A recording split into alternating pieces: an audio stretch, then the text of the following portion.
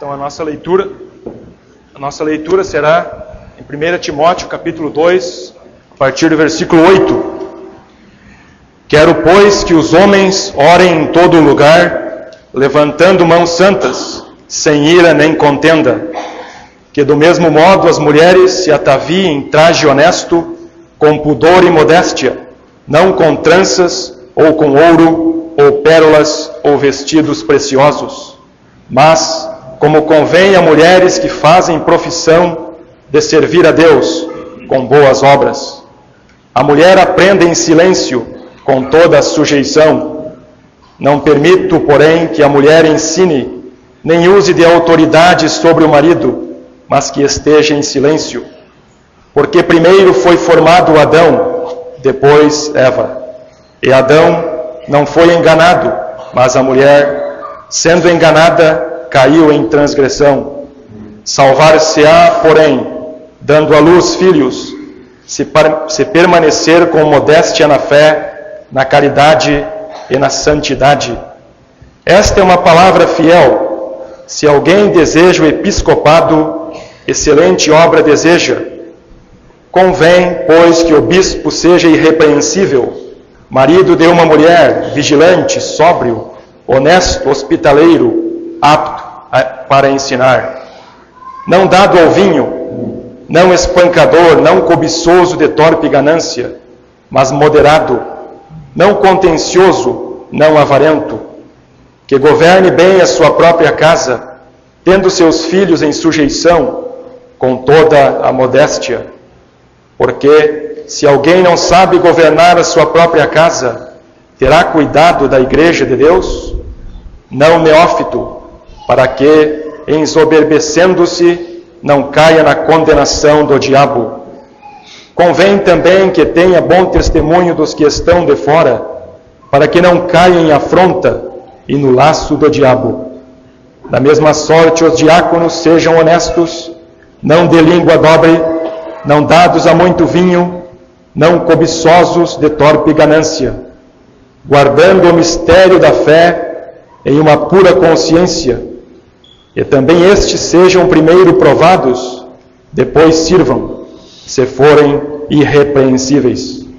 Da mesma sorte, as mulheres sejam honestas, não maldizentes, sóbrias e fiéis em tudo.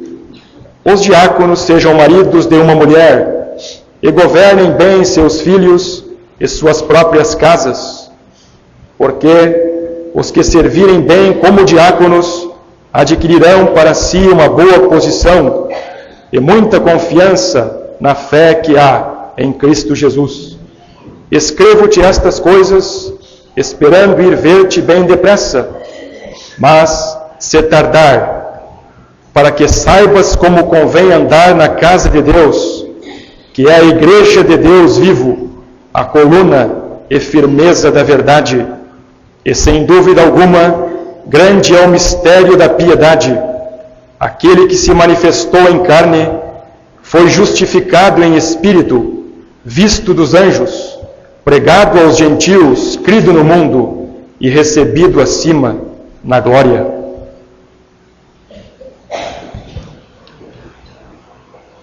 Muito obrigado. Então, eu acho que quase todos aqui sabem que no nosso Novo Testamento nós temos pelo menos 13 epístolas escritas pelo apóstolo Paulo. Como todos nós já ouvimos, é fácil dividir essas epístolas em 3 grupos. Temos Paulo, o pregador, escrevendo Romanos, Gálatas, 1 e 2 Coríntios e também 1 e 2 Tessalonicenses. Paulo, o pregador. Depois nós temos Paulo, o preso, aquelas 4 cartas que ele escreveu enquanto ele estava preso em Roma. Filipenses, Efésios, Filipenses, Colossenses e Filemão. Mas onde estamos estudando hoje, estamos pensando no terceiro grupo, onde nós não vemos Paulo, o pregador, o Paulo, o preso. Estamos pensando em Paulo, o pastor. E chamamos essas epístolas, este grupo de 3 epístolas, as epístolas pastorais. Primeira e segunda Timóteo e também a epístola a Tito. E realmente, lendo essas epístolas, sem dúvida nenhuma, nós vemos o apóstolo mostrando o coração de um verdadeiro pastor. E ele também, podemos dizer, está escrevendo para homens que têm as mesmas qualidades. Timóteo e também Tito. O assunto de Tito, podemos dizer, é a graça de Deus. Graça com piedade e boas obras. Nós lemos em capítulo 3, versículo 8. 1 Timóteo, o assunto realmente é comportamento na casa de Deus. Nós lemos disso no versículo 15 do capítulo 3, onde nós vamos estudar hoje de manhã. Se tardar, para que saibais como convém andar na casa de Deus, que é a igreja de Deus vivo, a coluna e firmeza da verdade. Em 2 Timóteo, podemos dizer que temos o comportamento do homem de Deus. É um assunto destacado na segunda epístola. Mas falando de 1 Timóteo, nós podemos ver que quando Paulo escreveu essa carta, mais ou menos, quem sabe, no ano 64, Timóteo estava em Éfeso. Isso é interessante, porque assim nós temos mais uma carta realmente escrita para os Efésios, primeiramente para Timóteo, mas ele querendo ajudar os Efésios. E a igreja em Éfeso tinha sido estabelecida, quem sabe, havia 10 anos, mais ou menos, antes de Paulo escrever essa epístola. O propósito da epístola, como eu já disse, capítulo 3, versículo 15, mostra que Paulo escreveu para estimular bom comportamento na igreja local. Um assunto muito importante. Mas também podemos acrescentar, quem sabe, mais 2 coisas. Ele escreveu para avisar a respeito de falsos ensinadores. Nós vemos isso em vários capítulos nessa epístola. E também, acrescentando mais uma coisa, ele escreveu para animar Timóteo nas responsabilidades entre o povo de Deus. Realmente, quando olhamos para os 6 capítulos, vemos o desejo de Paulo de ver a preservação e motivação da obra de Deus lá em Efésio. Olhando rapidamente nos 6 capítulos da epístola, capítulo 1 nós temos os falsos ensinadores, e também Paulo destaca a sua própria autoridade como apóstolo. Capítulo 2 nós temos o grande assunto de oração pública e o comportamento das mulheres. Capítulo 3, como nós vamos ver, nós temos as qualificações dos anciãos e dos diáconos. Capítulo 4, nós temos os últimos tempos e as características do servo de Deus. E nos últimos 2 capítulos, 5 e 6, nós temos exortações e instruções para vários grupos na igreja local. Mas chegando mais perto do nosso trecho hoje, começando no capítulo 2 e versículo 8, realmente, versículo 8 é o último versículo de um trecho que começa no início do capítulo 2. E o assunto é oração pública. Então nós temos aquela exortação importante: quero, pois, que os homens orem em todo lugar, levantando mãos santas, sem ira nem contenda. Então nós queremos pensar um pouco no assunto de oração pública. Logo depois nós temos o assunto das mulheres.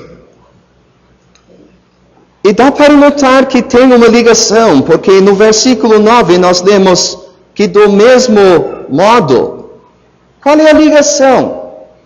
Eu creio que neste trecho, a partir do versículo 9 até versículo 15, ele vai mostrar a importância do comportamento das mulheres da igreja. Começando com o pensamento da presença das mulheres nas reuniões públicas. E como tem um efeito muito importante.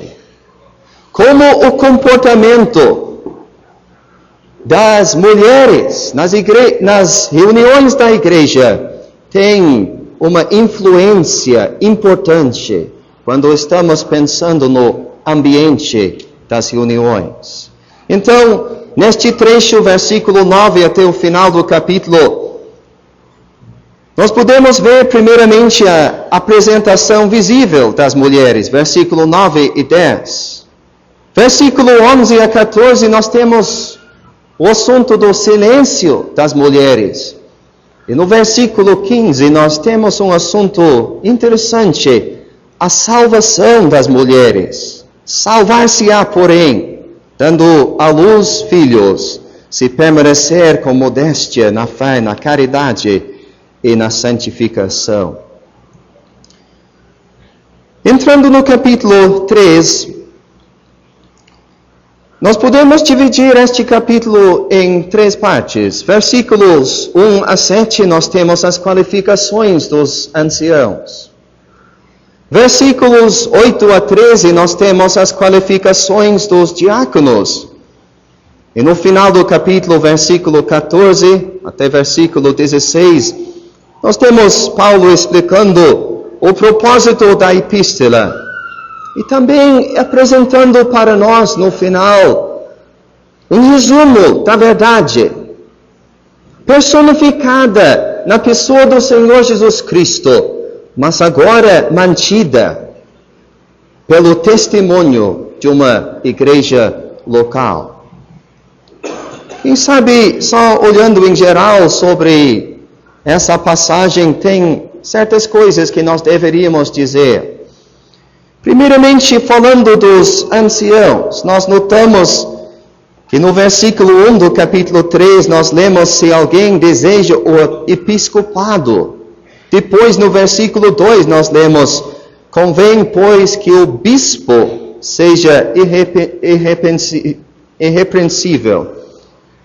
Então, nós lemos do episcopado e nós lemos do bispo.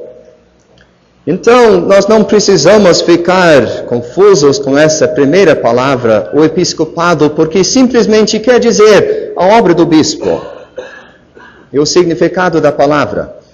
Mas quem sabe deveríamos tirar um minuto para pensar nas várias palavras que o Novo Testamento usa para descrever aquele que tem responsabilidade numa igreja local.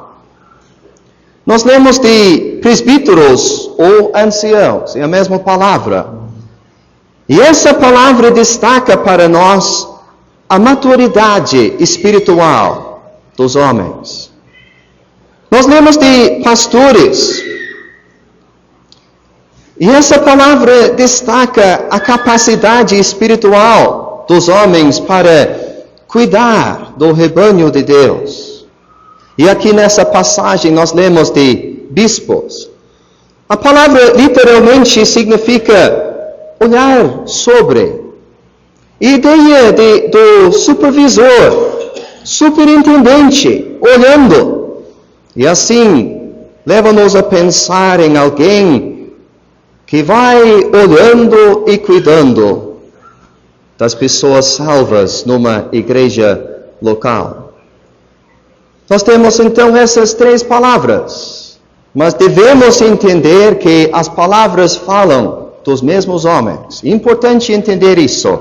Podemos voltar para Atos 20, por exemplo, para mostrar isso. No versículo 17, Paulo mandou chamar os anciãos da igreja. Palavra presbítero ou ancião. Versículo 28 do mesmo capítulo, nós lemos: olhai por vós e por todo o rebanho sobre que o Espírito Santo vos constituiu bispos, falando com os mesmos homens. E depois nós lemos para apacentares a igreja de Deus, a obra de um pastor. Então, quando pensamos no ancião, o presbítero, quando pensamos no pastor, quando pensamos no bispo, estamos pensando nos mesmos homens. Uma coisa deveríamos dizer de passagem, interessante que no Novo Testamento, o Espírito Santo de Deus usa cada uma dessas palavras, ancião, pastor e bispo, para descrever o nosso Senhor Jesus Cristo. Será que assim nós não podemos aprender uma coisa antes de entrar nos detalhes das qualificações que temos aqui? Que o que nós precisamos? Nós precisamos de homens semelhantes a Cristo para ter como ajudar entre o povo de Deus. Então, continuando no capítulo 3, nós temos o assunto de diáconos. Mais uma vez, quem sabe, deveríamos explicar alguma coisa sobre essa palavra. Encontramos a palavra 3 vezes na nossa passagem hoje, e se encontra mais uma vez no Novo Testamento, se encontra em Filipenses 1 e versículo 1. Somente 4 vezes encontramos a palavra diácono no Novo Testamento. Mas deveríamos dizer que realmente na língua original da Bíblia a palavra ocorre muitas vezes. Pensando no substantivo, no homem mesmo, o diácono, pensando na sua obra, pensando no verbo, falando da obra que ele faz. Realmente, em várias formas, a palavra ocorre 100 vezes no Novo Testamento. E só 4 vezes nós lemos do diácono. Então, eu acho melhor deixar de lado essa palavra diácono, porque nas outras passagens nós lemos de um servo, de um ministro, alguém servindo. Então, quem sabe, quando falamos de um diácono, dá a impressão de um título. Mas devemos entender que, olhando em todas as referências que nós temos na Bíblia, quando pensamos no diácono, estamos pensando em alguém que serve entre o povo de Deus. Muitas vezes, quando pensamos no assunto dos diáconos, pensamos em Atos 6. E quem sabe essa passagem nos ajuda. Se lembra da ocasião quando surgiu aquela murmuração dos gregos contra os hebreus, porque as suas viúvas eram desprezadas no ministério cotidiano? Aquela palavra ministério é a nossa palavra. Fala da obra do diácono. E no versículo 2 nós lemos, não é razoável para nós, os apóstolos, deixemos a palavra de Deus e servamos as mesas. Aqui temos o verbo, servamos as mesas. Agir como diácono, servir. Então assim nós podemos aprender que os servos que nós temos em 1 Timóteo capítulo 2, capítulo 3, são homens que podem trabalhar até em coisas físicas entre o povo de Deus. Mas continuando em Atos capítulo 6, nós lemos os apóstolos dizendo, mas nós perseveraremos na oração e no ministério da palavra. Mais uma vez é a mesma palavra. O serviço de ministrar, como nós usamos a palavra, ministrar a palavra de Deus, e o serviço de um diácono. Então assim é importante entender, quando pensamos no diácono, ele é um homem que está servindo. Pode ser um serviço no sentido físico, pode ser uma coisa prática, mas também, quem sabe, o uso principal no Novo Testamento é para descrever um serviço espiritual. Mas nós queremos aprender hoje que alguém que quer ajudar, de qualquer maneira, serviço prático, ou pregando a palavra de Deus, alguém que quer ajudar entre o povo de Deus, precisa de certas qualificações. E nós vamos estudar essas qualificações a partir do versículo 8 até versículo 13.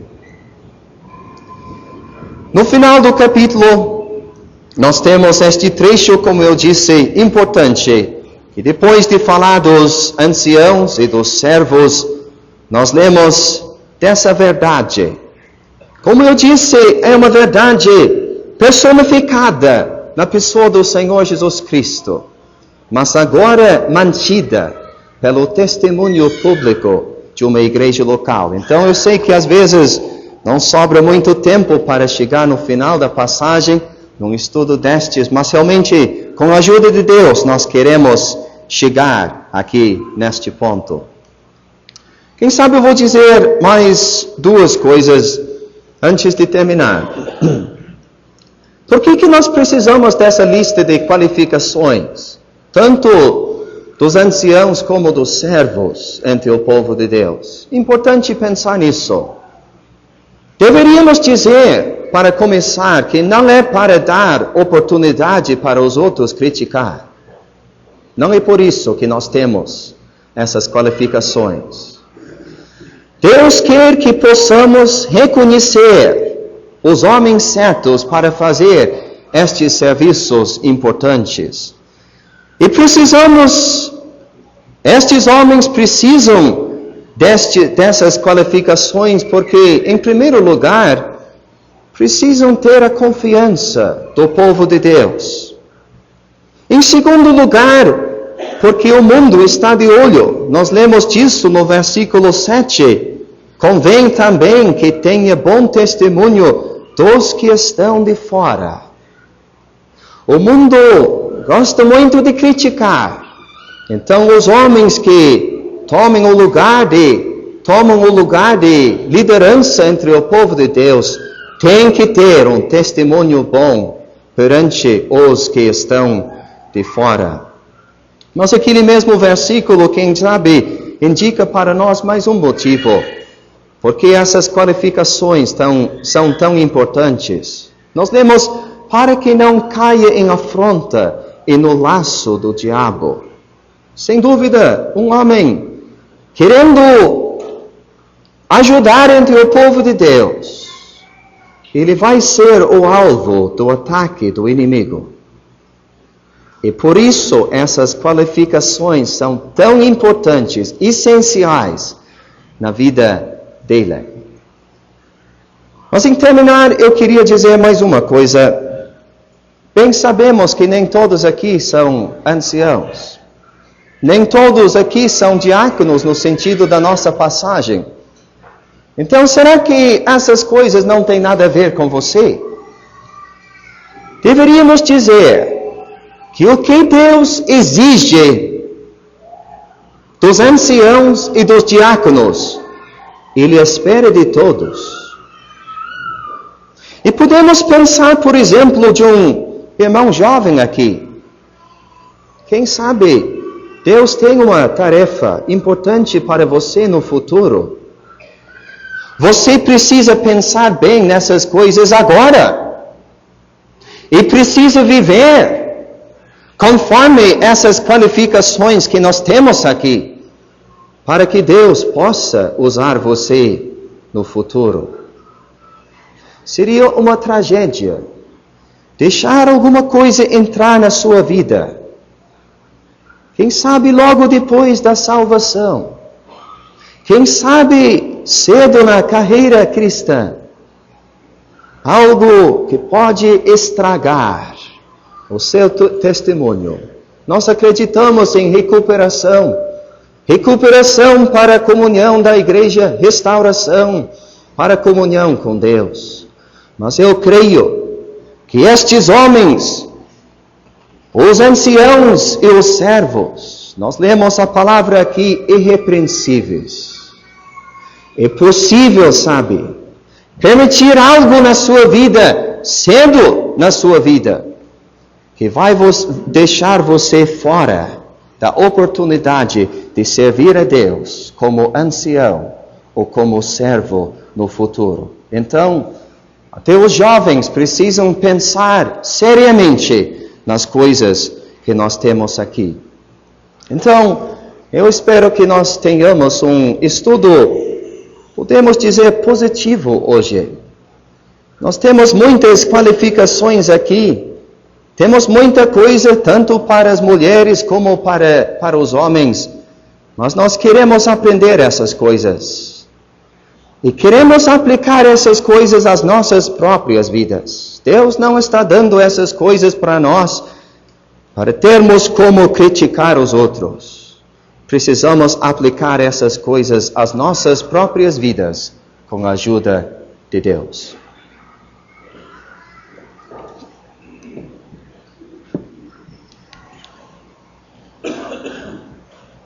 Então nós podemos começar no início da nossa passagem, mas qualquer irmão que gostaria de dizer alguma coisa em geral sobre a epístola ou sobre a passagem, pode sentir a liberdade de falar.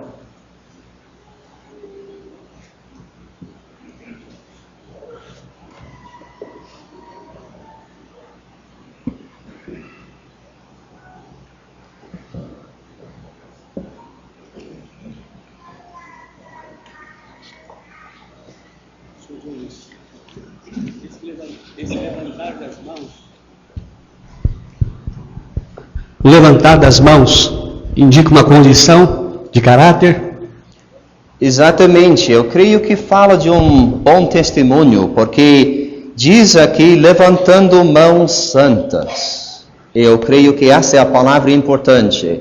Não é que precisamos literalmente levantar as nossas mãos na hora de orar publicamente, mas precisamos ter mãos santas, precisamos ter um caráter que combina com aquilo que estamos fazendo. Muito bem. Talvez fosse interessante se o senhor fizesse uma breve referência às referências desta palavra, homens, que nós temos, versículo 1, versículo 4, 5, 8, 11. Eu vou deixar isso com o senhor, seria interessante falar disso. Versículos 1, 4, 5. Eu acredito que nós temos uma palavra que descreve o homem como representante da raça humana, o homem em geral. No versículo 8 e versículo 12 também nós temos outra palavra que descreve o gênero do homem como sexo masculino. E isso indica no versículo 8 trata do ambiente da igreja local. Sim, é muito importante destacar isso. O nosso irmão está dizendo que, por exemplo, no versículo 4, Deus quer que todos os homens se salvem. Será que isto quer dizer somente os machos? Obviamente que não.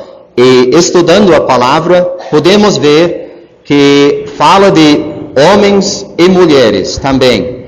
Mas Paulo, com cuidado, usa uma palavra diferente agora no versículo 8. Quero, pois, que os homens, os machos, então ele somente está pensando nos homens se levantarem para orar publicamente na igreja. O Senhor destacou na sua abertura, aqui temos instrução para a igreja de Deus, igreja local. Aprendemos aqui em capítulo 2 a importância do assunto da oração na igreja de Deus. O assunto começa em versículo 1, onde o alcance das nossas orações, eu entendo que deve ser igual ao desejo de Deus. Deus quer que todos se salvem, então as nossas orações abrangem tudo. Mas no versículo onde começamos o nosso estudo, é o caráter daqueles que vão orar publicamente. A necessidade de santidade. Por quê? Oração é comunhão com Deus. Deus não aceita nada menos do que santidade. Mãos interessante na questão, um assunto para nós pensar. e o que nós estamos fazendo. Sim, nós lemos 3 coisas: levantando mãos santas, sem ira, nem contenda. E realmente, cada irmão, antes de participar publicamente, precisa se examinar e precisa pensar bem nisso. Sem ira, fala do estado da mente. E nem contenda ideia de discussão, de argumento.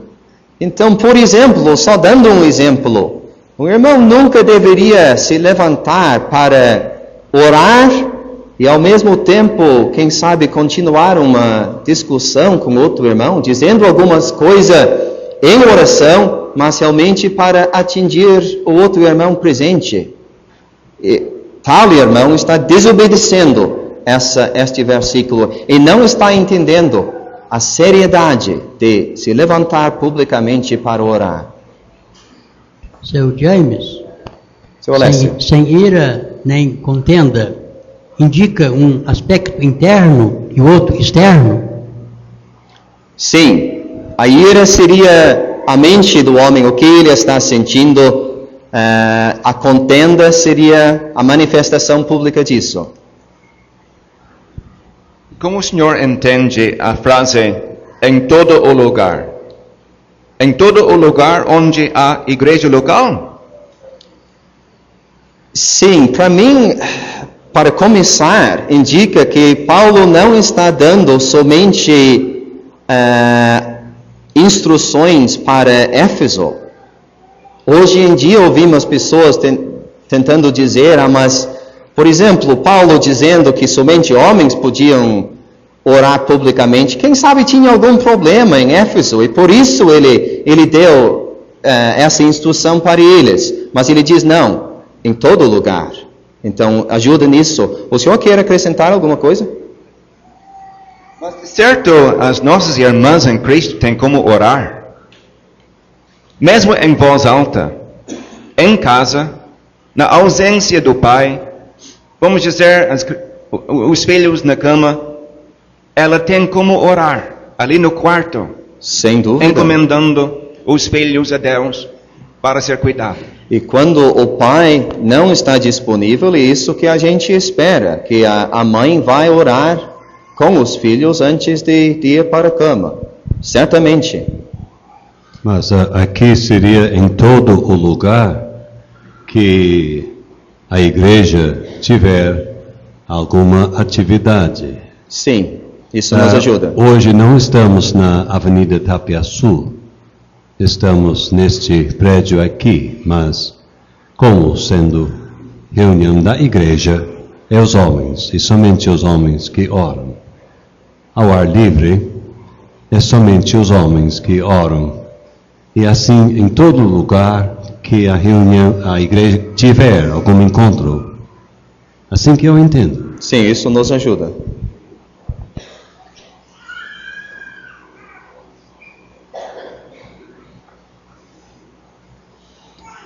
Então podemos já deixar versículo 8 e entrar no versículo 9, ou mais alguém quer dizer alguma coisa sobre o versículo 8? O levantar das mãos, levantando mãos santas.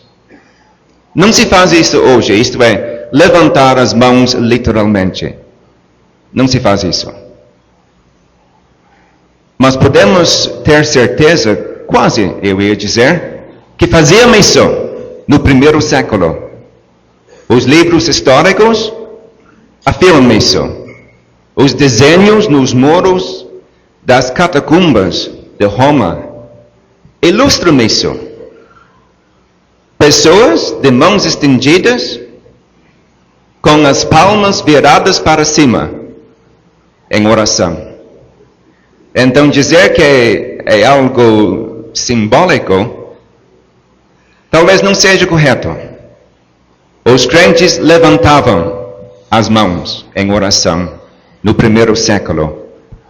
A parte principal é que seja feito em santidade, Sim. em pureza. Para mim, como eu já tentei dizer, isso que a passagem está destacando, levantando mãos santas e a santidade das mãos. Será que a linguagem não vem dos Salmos? Se lembra que a minha oração chega diante de ti como incenso e o levantar das minhas mãos? Aliás, a primeira parte é como o sacrifício de tarde e o levantar das minhas mãos como incenso? Que é uma citação bem interessante. Sim. E também nós vemos outras ocasiões no Novo Testamento onde lemos das mãos numa maneira que não é literal. Por exemplo, estou pensando em Hebreus capítulo 12, versículo 12. Portanto, tornai a levantar as mãos cansadas. Isso não queria dizer literalmente.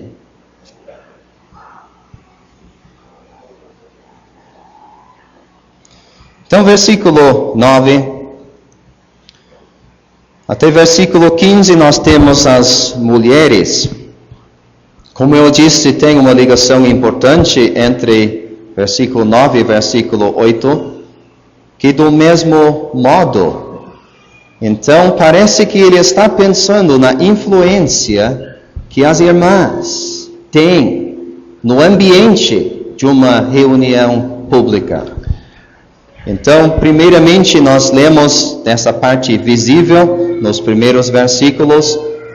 Versículo 11 até versículo 14, nós temos o silêncio da mulher. E a partir do versículo 15, nós temos a salvação da mulher. Então, primeiramente, essa parte visível, versículo 9 e 10. Só uma ligação, uma lição bem importante.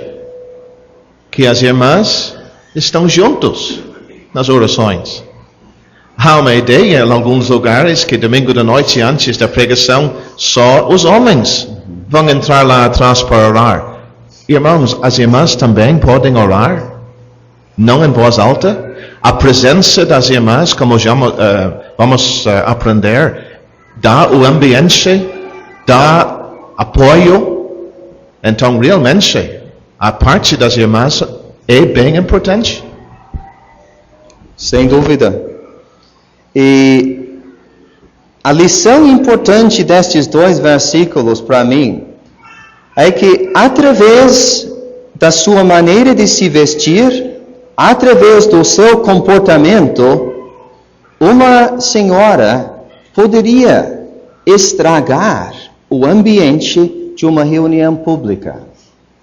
Então a minha pergunta para as nossas irmãs é: será que já pensou nisso?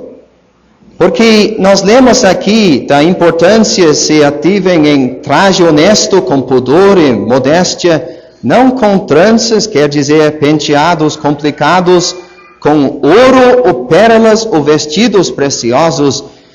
Então, uma mulher se dizendo salva e andando com, por exemplo, ouro ou pérolas, com joias, pode estragar o ambiente das reuniões da igreja fazendo isso.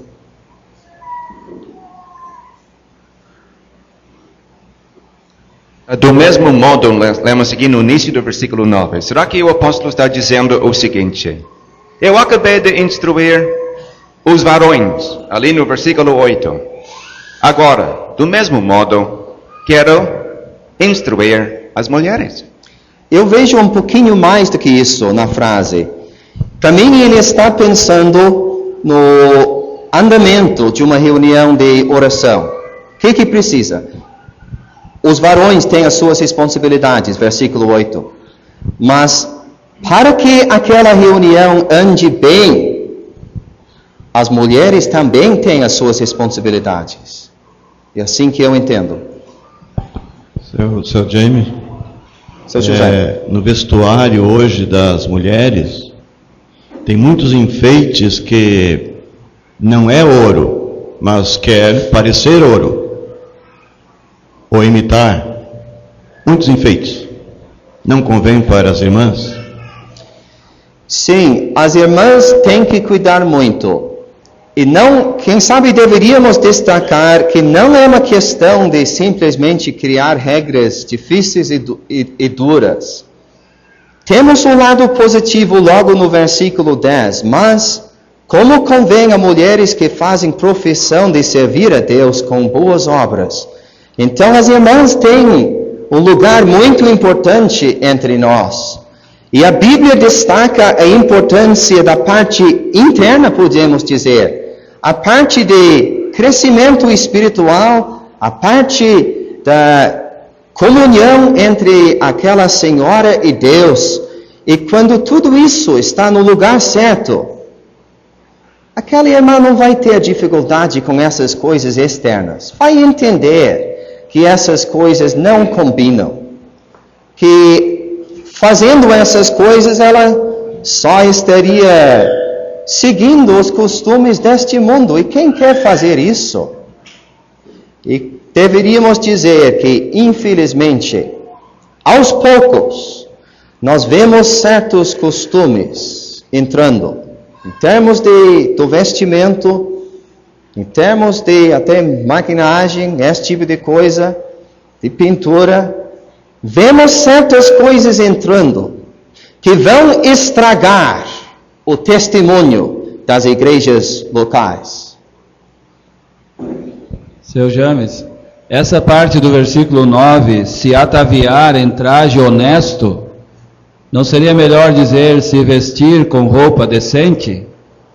Isso nos ajuda. Uhum. Mais simples usar essas palavras, eu creio que este é o significado da frase. Seu James, sem querer avançar ao versículo 10, mas o senhor concorda que o versículo 10 estabelece um diferencial na maneira de se vestir? Por exemplo, a irmã, ao se vestir, o que ela vai seguir? Porque há as tendências ao nosso redor, e elas mudam com o tempo, né? Mas o versículo 10, eu acredito, estabelece um diferencial. Não é a tendência do mundo que forma o estilo, a maneira de se vestir.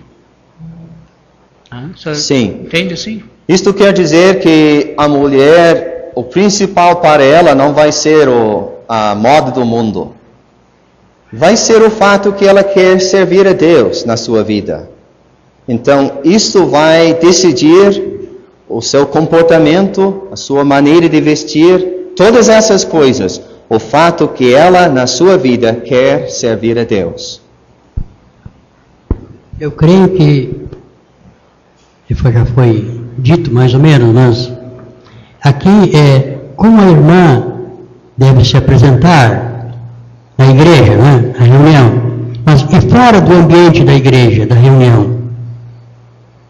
Quanto à sua maneira de vestir-se, e penteados, Não tem nenhuma diferença, realmente. Porque as coisas que nós temos aqui são princípios. Por exemplo, nós lemos com pudor. Isto quer dizer a rejeição de qualquer coisa que causa vergonha. Quem sabe deveríamos tocar nisso. Morando num país quente, tem perigo, sabe? E nós vemos a maneira de vestir das mulheres no mundo e causa vergonha. Nós não queremos ver isso entrando entre nós. Uma senhora salva vai rejeitar este tipo de coisa.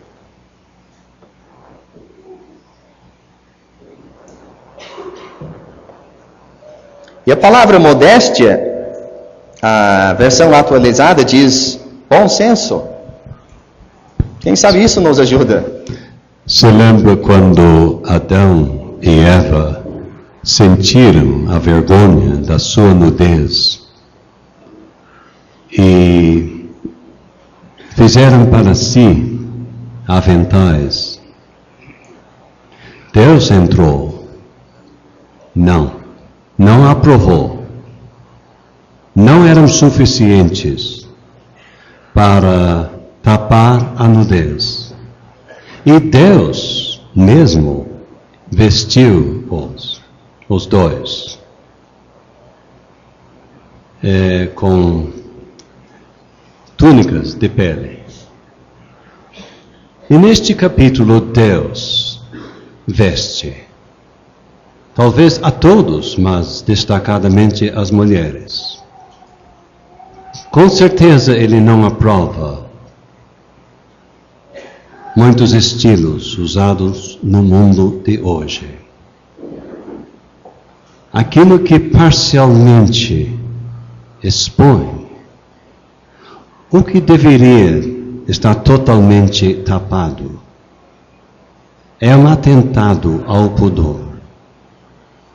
Podemos ter certeza que aqui, se Deus não veste as mulheres, Ele indica a vestimenta que serve para Ele, serve para aquelas que servem a Deus, uma modéstia exemplar. Obrigado. Então nós vemos 4 coisas proibidas aqui. Tranças, eu já disse, quer dizer penteados complicados para chamar a atenção. Lemos de ouro, lemos de pérolas e lemos de vestidos preciosos. Coisas para chamarem a atenção. Então, para deixar bem claro, uma irmã usando colar de ouro ou pérolas, pulseira, brincos, esse tipo de coisa, está claramente desobedecendo a palavra de Deus. Seu James, o senhor falou para chamar a atenção sobre estas coisas. A minha pergunta seria, sendo para modificar a aparência original, Sim. seja do cabelo, do olho, do que for, estaria da mesma forma, vou usar a palavra proibido que usou, mas pode usar outra. Sim, exatamente. Eu creio que poderíamos incluir os homens nisso também, quem sabe, deveríamos incluir isso. Parece que pessoas têm medo de ficar mais velhas e começam a pintar o cabelo. E daqui a pouco fica ridículo realmente, porque chama a atenção de todo mundo que não combina mais com a pele da pessoa. Então, este tipo de coisa é um tipo de hipocrisia. A gente querendo aparecer uma coisa quando realmente o tempo está passando, está ficando mais velho. Então, nós queremos evitar isso. Uma mulher ou até mesmo um homem fazendo isso está mostrando que não entende o que realmente importa nas coisas de Deus. Pois é, qual irmã espiritual aqui conosco hoje gostaria de ter Jezabel como exemplo de vida e de se vestir? Jezabel do Antigo Testamento, eu acho que todos têm lido dela. E o exemplo que ela deixou não é para uma mulher cristã seguir o exemplo dela.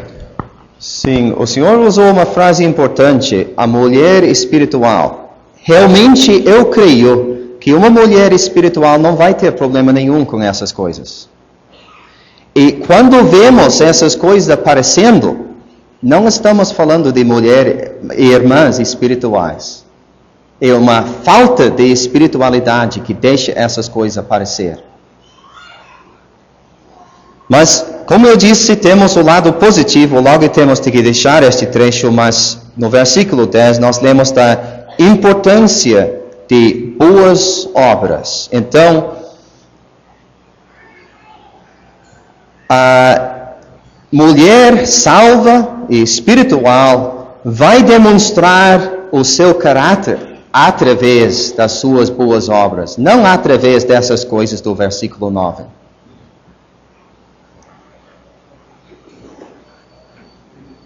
São Henrique. Inclui coisas do versículo 9. Traje honesto, pudor e modéstia. Sim. É versículo 9. E, junto com isto, boas obras. Eu estava falando, é bom que o senhor falou, eu estava falando das 4 coisas no final do versículo. Sim. Mas sem dúvida, uma mulher que salva, que está andando bem, vai ter este traje honesto e também vai ter as boas obras.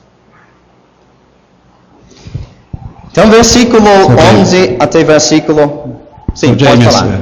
Sabemos que esses assuntos são destacado numa conferência como esta, em estudos numa igreja de Deus, mas quem sabe em casa mesmo, com o marido, com a esposa, podem conversar sobre esses assuntos também, mesmo no particular, modo de vestir, de andar. Sem dúvida. Porque isso pode influir nas nossas vidas, porque muitas vezes ouvimos num estudo como esse, mas quem sabe saindo ali fora nós esquecemos, ou o nosso ouvido não estava aqui dentro hoje. Sim, e o que nós queremos aprender aqui é que isso vai ter uma influência na igreja local. Não podemos pensar que isso não tem muita importância. Paulo, no contexto, está pensando na reunião de oração. Este tipo de coisa aqui do final do versículo 9 vai estragar o ambiente de uma reunião de oração. Então, é importante. Mas versículo 10 parece que abrange mais do que esta reunião. Ela tem feito confissão de servir a Deus, que isto abrange toda a vida dela. E ainda comentando a contribuição do nosso irmão seu Joel, quanto à nossa conversa até de casa. Irmãos, vamos aplicar isto para as nossas crianças. Uma irmã em Cristo, tendo uma filha, deve já começar, mesmo não salva, mostrar este é o caminho para uma moça que vai servir a Deus. Então, calça comprida, roupa indecente, etc. Eu não compro, não entra na minha casa. Meus irmãos, é isto que nós precisamos hoje. Eu concordo com isso. Eu vou dizer uma coisa que é fácil alguém pensar, mas a minha filha não é salva. Fácil pensar assim, mas eu não concordo com isso. Deus aqui mostra o que Ele quer. Ele exige disso, de uma mulher salva. Mas será que Ele não quer isso das nossas filhas também? Mas mais uma coisa, eu sempre penso, nós entendemos, pregando o Evangelho, que encontramos mulheres às vezes, e um dos problemas que enfrentam na hora de pensar na alma, mas se eu me salvar, daí eu vou ter que mudar isso, vou ter que mudar aquilo, e cria uma barreira. Meus irmãos, eu não quero criar uma barreira dessas na vida das minhas filhas. Eu não quero criar isso. Então deveríamos pensar neste lado. Seu James, nós pensando nas boas obras, no livro dos Atos lemos de Dorcas, né? Um bom exemplo. Lemos dela ali cheia de boas obras. Sim. Então, vamos ter que entrar no versículo 11 até versículo 14. Temos o princípio, primeiramente, a mulher aprenda em silêncio com toda a sujeição. Vamos parar para notar, a mulher aprenda. As nossas irmãs precisam entender isso. Por isso é importante estar no estudo bíblico.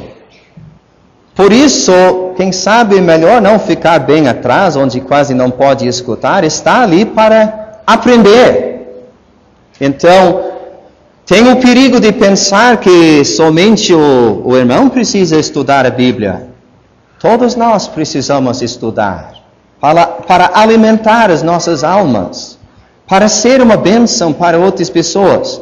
Então vamos sublinhar a importância da mulher aprender, fazer progresso, progredir nas coisas de Deus.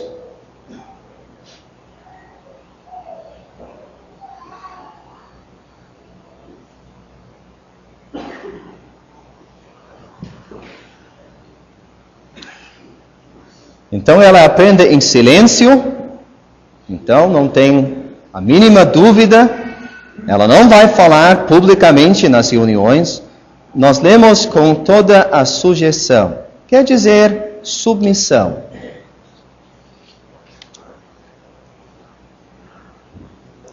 E a ideia da palavra submissão é aceitar voluntariamente o lugar que Deus dá. E também é interessante notar que a primeira vez que encontramos essa palavra no Novo Testamento é usada do nosso Senhor Jesus Cristo. Ele voluntariamente tomou um lugar de submissão aqui neste mundo. Isso que Deus está pedindo de você, minha irmã.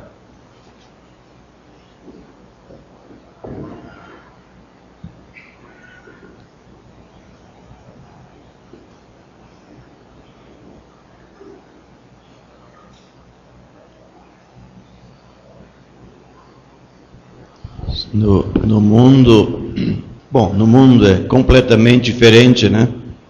A mulher quer mais e mais destaque. Mundo religioso, mundo político, é destaque. Sim. A mulher salva deveria ter motivos bem diferentes na sua vida. Então, versículo 12, ele continua: não permito, porém, nós vemos a autoridade apostólica aqui, não permito, porém, que a mulher ensine, nem use de autoridade sobre o marido. E interessante notar a tradução da versão atualizada, nem exerça autoridade de homem, que eu acho interessante neste versículo.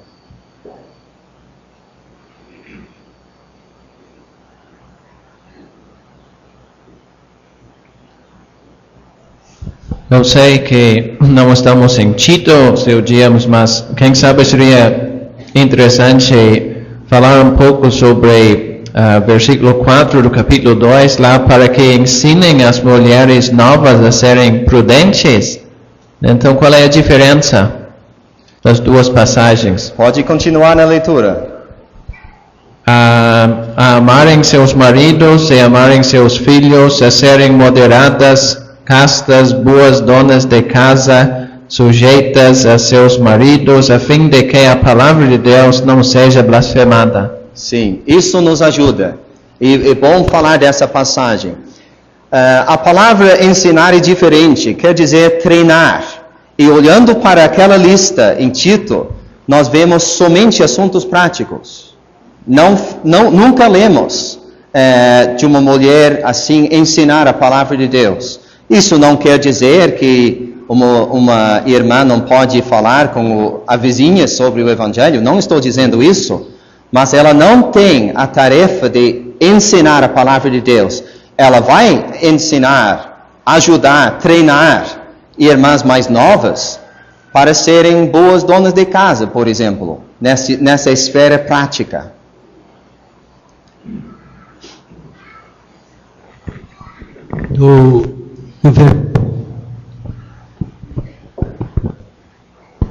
Versículo 9, nós vemos que as mulheres, se havia em traje honesto, aqui no 11, a mulher, agora ele deixa do plural e individualiza a mulher.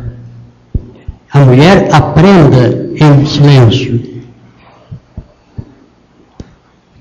Sim, o senhor está vendo algum significado nisso? Ela deve se colocar como um aprendiz na reunião da igreja. Sim. Para ouvir, para aprender, e não para ensinar, tomando o lugar do homem. Sim. Sr. Luiz? Sr. James, na reunião da igreja, ela não vai ensinar, nem vai exercer autoridade também sobre o seu marido.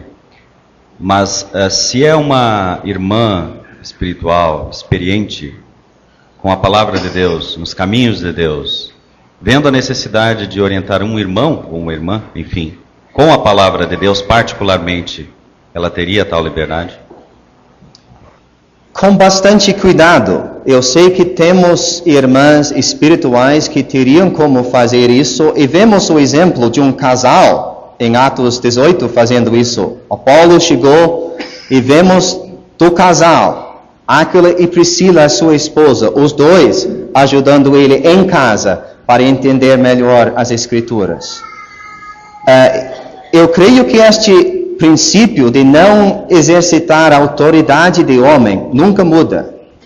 Ela nunca deveria tomar este lugar. Então, sendo uma irmã espiritual, com jeito ela podia ajudar um irmão, mas tendo muito cuidado para não sair do lugar dela. Outro irmão quer falar sobre isso? Sr. James, no mesmo assunto, a pergunta aqui diz, a mulher aprende em silêncio, né? E muitas vezes a gente vê que as irmãs, no mesmo contexto, quem sabe, podem reclamar de aquele irmão não falou certo. E aí ela deve ficar em silêncio. Mas ela não disse isso na reunião, né? Não disse na reunião. Então.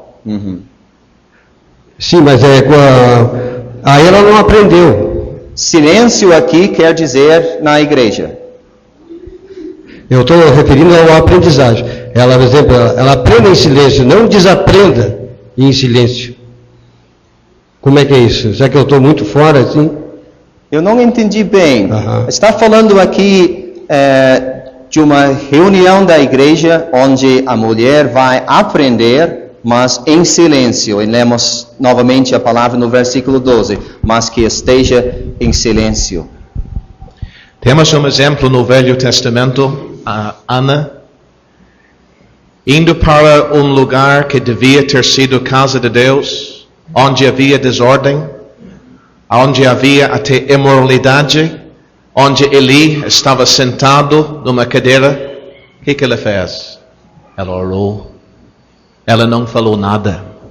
Uma irmã espiritual, se eu entendi alguma coisa que este irmão disse, sabendo de alguma coisa, quem sabe não ensinado certo, um problema, leva diante de Deus em oração. Cuidado que não sai do seu lugar que nós temos aqui. Sim, nós vamos ver a importância disso logo nos princípios que seguem aqui. Mas antes de deixar versículo 12, eu só quero sublinhar de novo essa frase: nem use de autoridade sobre o marido. Quer dizer realmente sobre o homem. Então, eu deixo a pergunta com todas as nossas irmãs. Será que de alguma maneira você faz isso? Vamos imaginar uma situação, os irmãos, os anciãos decidindo uma coisa na igreja. Será que você tenta influenciar aquela decisão? Precisa cuidar com isso. Seria uma tragédia sair do seu lugar e tentar exercitar a autoridade de homem.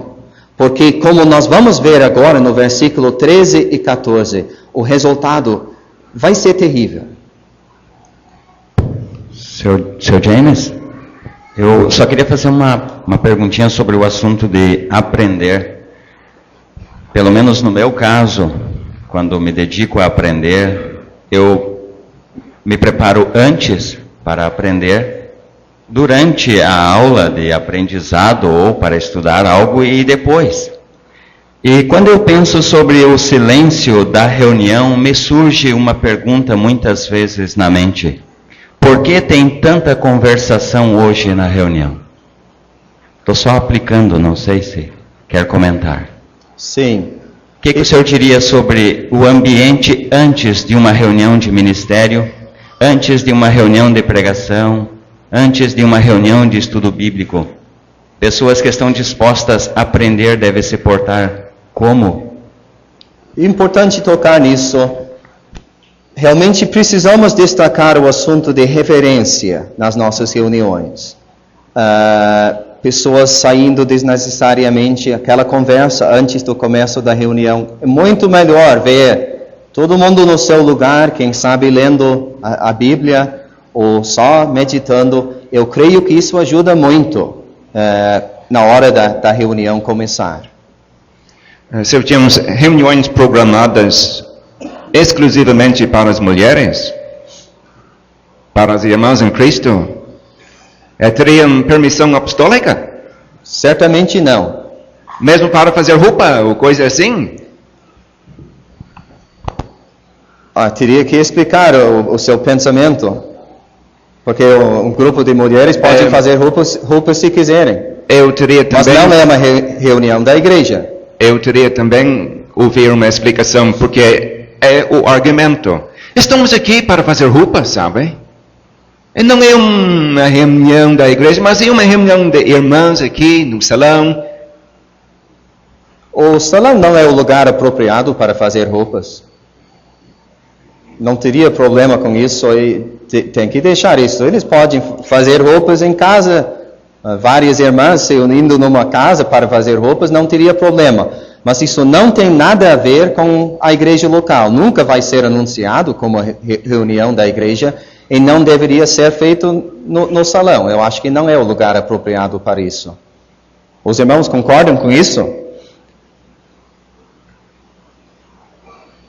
Mas, quem sabe, para responder melhor a sua pergunta, nunca vemos no Novo Testamento essa ideia de uma reunião para mulheres, nem uma reunião só para os jovens crentes.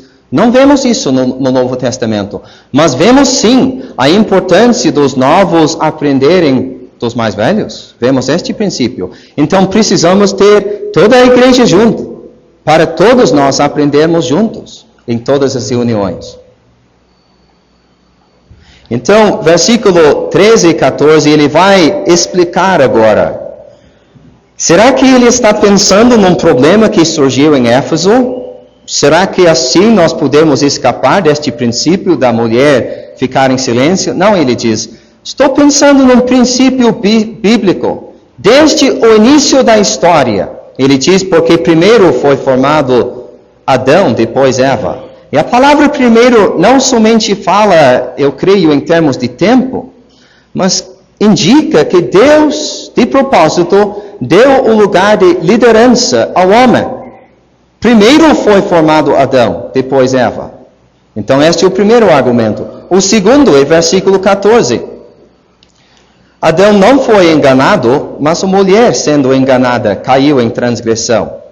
Então, o que aconteceu naquele dia da queda no Jardim do Éden? Eva tomou uma decisão sem a liderança do seu marido. Ela foi enganada, completamente enganada. Ela fez algo errado. Em segundo lugar, o que aconteceu? Adão errou em aceitar a liderança da sua esposa. E ele fez o mesmo pecado. Então, por isso eu estou dizendo que aqui nós vemos as consequências tristes de uma mulher sair do seu próprio lugar e de um homem, quem sabe o marido dela, aceitar a liderança dela. Vemos os resultados tristes aqui. Aqui diz que ela caiu em transgressão. Ela foi além da posição que Deus tinha dado para ela. Ela ultrapassou o limite. Sim. Romanos 5, versículo 14, também diz que Adão participou na transgressão. Mas o que nós aprendemos aqui é que ele não foi enganado, ela foi enganada. Ele, quem sabe, pior ainda, ele pecou com os olhos abertos.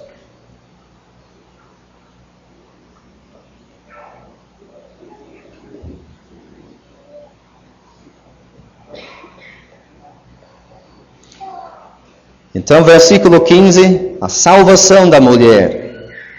Salvação em qual sentido? Eu creio que a palavra fala da preservação espiritual da mulher. Como é que ela vai ser preservada? A vida não é fácil. O mundo tem muitos problemas. Ela vai ser preservada ficando no lugar que Deus deu para ela. Então, já notamos este princípio no versículo 14. As consequências dela sair do seu lugar e do marido sair do lugar dele, em vez de ser líder, aceitar a liderança da esposa.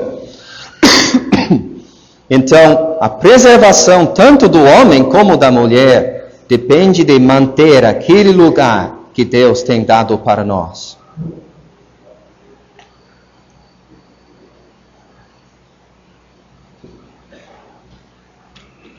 Seu Henrique. Temos aqui a ideia da mulher preservada, estando em casa cuidando da sua família, ao invés de sair para trabalhar na fábrica ou em outro ponto fora. É isto? Sim. Este, eu não tenho dúvida, é o ideal. Eu entendo, eu teria interesse em ouvir o senhor sobre isso. Para mim, eu entendo que há situações difíceis, quando por um tempo, quem sabe, a mulher precisa trabalhar para sustentar a família. Nós entendemos isso, eu pelo menos aceito isso. Mas devemos cuidar.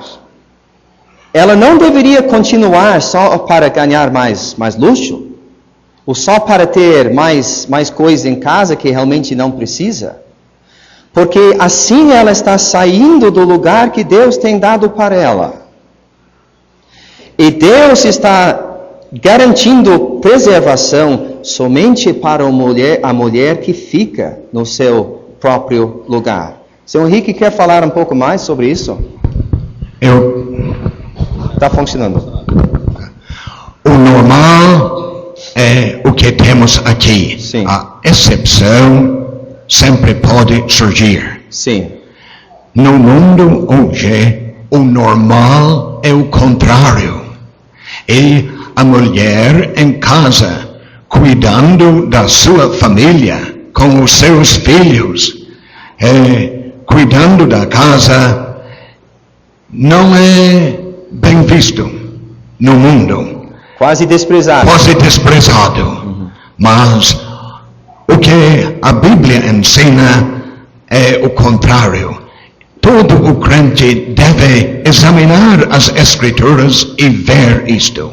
Sim. Muitas vezes a mulher, como temos visto, pode ajudar materialmente, ainda em casa, sem sair fora do ambiente da casa e sem entregar os seus filhos a outro, não ter filhos, ou preferência com muitos, e assim, cuidando da casa, cuidando da família, e ainda em casa, ajudando para o sustento da casa. Sim. E eu penso muitas vezes que não adianta a gente tentar preservar o ambiente da sua própria casa, não deixar a televisão entrar e essas coisas mundanas, e daí dar as crianças para outra família para cuidar durante o dia, e a criança fica assistindo a televisão o dia inteiro. Que adianta fazer isso? Então, o que nós vemos aqui é para a preservação tanto da irmã, mas podemos acrescentar como dos filhos. É bom ver a mãe com os filhos em casa, cuidando dos filhos. Queria ouvir do senhor sobre a construção deste versículo. A parte final parece como o alvo: se permanecer com modéstia na fé, no amor e na santificação. Mas parece que a primeira parte é como o galardão disto, dando à luz. Parece que ter família está sendo sugerido pelo apóstolo como uma bênção, como um meio de preservação. E Deus vai dar isto se a mulher continua nesta parte final, nestas coisas. Eu estou pensando, a maneira de entender de muitas pessoas, família é um problema. Não, eu não quero. Diante de Deus, uma família é uma bênção. Sim. É a preservação da irmã no seu lugar. Sim. É muito importante dizer isso. Infelizmente, nós vemos, não somente no Brasil, mas em outros lugares, uma atitude bem negativa. Agora, sim, é bom ter um filho, quem sabe, mas mais do que um dá muita incomodação e tudo. Não vemos isso na Bíblia. Uma família é uma bênção de Deus. E nós, o mundo não vai entender isso. Nós, os salvos, deveríamos entender isso. Eu, James, Seu Roberto. Para essa irmã ficar em casa cuidando dos seus filhos, é importante que o marido dela saia de casa para ir trabalhar? Eu já vi este problema e o senhor sem dúvida também. Mulheres que têm que trabalhar porque têm maridos preguiçosos. É uma vergonha. Eu sei que um problema de saúde pode surgir, bem entendemos isso, e outra situação. Mas o marido deveria entender que ele tem a responsabilidade de sair e procurar serviço. Não vai ser fácil às vezes, mas ele tem a responsabilidade de trabalhar. Mas, meus irmãos, nós vamos ter que deixar capítulo 2 e entrar no capítulo 3. João Carlos. Eu só queria perguntar se é diferente para a moça o negócio do trabalhar. Para a moça é de um jeito, para a senhora crente casada diferente? É bom que o senhor tocou neste assunto, porque eu realmente queria dizer alguma coisa sobre isso. Nem todas as mulheres são casadas. E nem todas as mulheres casadas têm filhos. Este versículo está falando do normal aqui. Uma moça, depois de uma certa idade, ela vai casar, normalmente vai ter filhos. O versículo está falando do normal, mas eu diria que eu não estou vendo aqui uma proibição para uma jovem, vamos dizer, sair, uma moça sair para trabalhar. Eu não estou vendo isso aqui. Está falando de uma fase mais tarde na vida. Não está no versículo. Não está vendo porque não está no versículo. O versículo não está tratando da moça solteira que não é casada. Outras passagens podem tratar disso, mas este não. Sim. Então, capítulo 3, nos primeiros 7 versículos, nós temos este assunto muito importante dos anciãos. Se alguém deseja o episcopado, deseja a obra do bispo, em versículo 2 nós lemos: convém, pois, que o bispo seja irrepreensível. Então, alguém quer dizer alguma coisa em geral sobre o assunto de anciãos, pastores e bispos? Interessante, Sr. James. Excelente obra deseja. Não é título ou posição, mas é a obra que vale. Exatamente. Eu disse que quando fala do episcopado aqui, está falando da obra do bispo. Então, por isso, nós lemos excelente obra deseja. Infelizmente, tem irmãos que querem uma posição, mas este irmão aqui está querendo uma obra.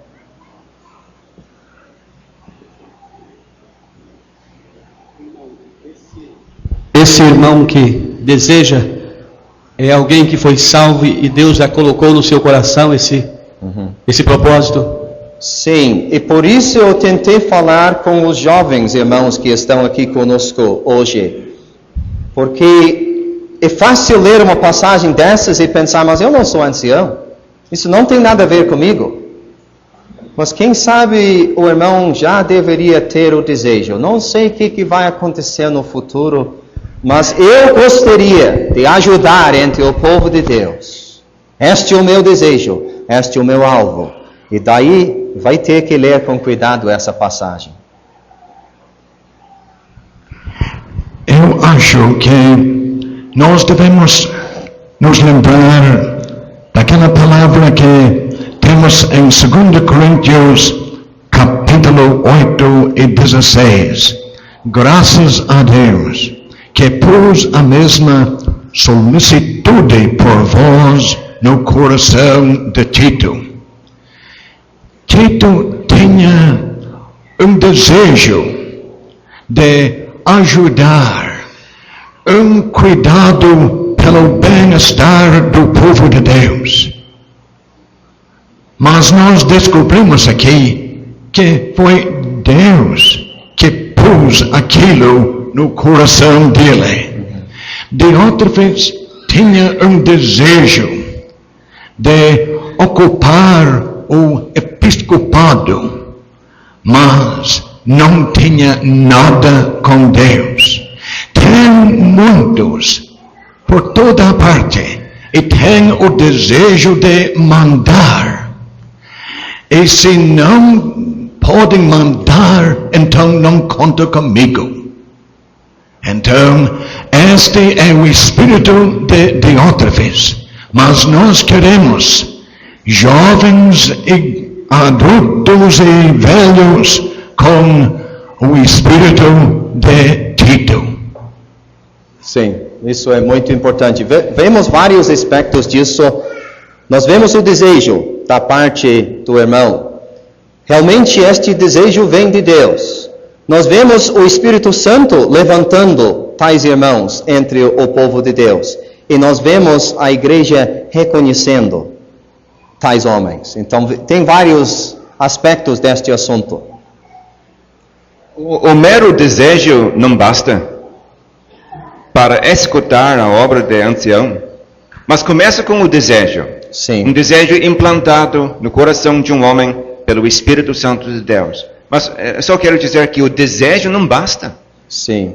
Eu creio que isso é importante, que o irmão deveria ter o desejo de ajudar. Para mim isso é o principal. Então quem sabe um dia ele vai ser ancião. Quem sabe um dia ele vai ser pregador. Quem sabe um dia ele vai ter outro serviço entre o povo de Deus. Mas querendo ajudar, ele vai achar algo bem importante para fazer. Como é que este desejo se manifesta? Estou pensando num jovem. Um irmão bem disposto a ajudar, fazendo até coisas práticas, limpando um salão, vamos dizer, visitando outros crentes, querendo fazer qualquer coisa que está ao alcance dele. Então não é já a posição que ele quer, não é a frente, mas ele já está mostrando este tal cuidado, o seu andar. Este é quem está já no caminho para esta posição. Sim. Sr. Jaime, o apóstolo Paulo falou de vários irmãos que cooperaram com ele, né? Pensando nesse espírito de ajudar, com simplicidade, humildade, vai ajudando, vai fazendo aquilo que pode fazer, que está ao seu alcance. E no tempo certo se encaixa, quem sabe, no lugar certo. E fazendo isso vai crescer. E quem sabe um dia vai ter uma obra que nunca imaginou para fazer. Então vamos entrar nos detalhes destes versículos, versículo 2 até versículo 7. Nós não temos tempo para entrar em detalhes em cada palavra, eu acho, mas os irmãos podem tentar me ajudar nisso, a entender as qualificações que nós temos aqui. Para mim, primeiramente nós lemos: convém, pois, é necessário que o bispo seja irrepreensível. Então podemos botar isso em cima de tudo. Irrepreensível. Nenhum crente, nenhuma pessoa de fora consegue achar uma justa acusação contra este irmão. Irrepreensível. E agora seguem os detalhes depois.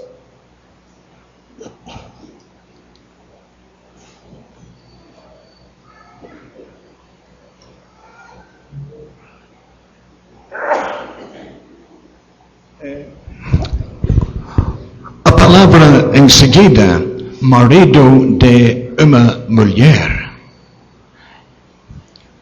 explica para nós.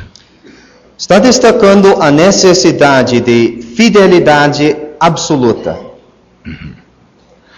do homem à sua esposa. Não está sugerindo que um irmão cuja esposa faleceu e casou novamente está desqualificado de ser ancião. Não, ele ainda é marido de uma mulher, porque o primeiro casamento depois da morte não existe mais. Ele também é marido de uma mulher, neste sentido que nós temos aqui.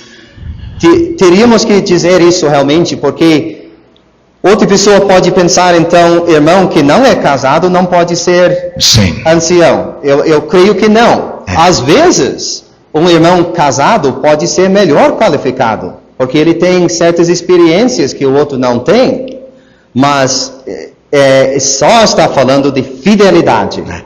Mais uma vez, está tratando aqui do normal. O normal é estar casado, mas pode haver um irmão solteiro com todas as qualidades exigidas para ser ancião, mas deve ser destacado que não está tratando do irmão que casou a segunda vez, porque uma vez aqui em Porto Alegre, numa conferência, tinha um irmão que não quis ceder e sustentou esta palavra, esta ideia totalmente errada, que não tem fundamento nenhum na palavra de Deus. Sim.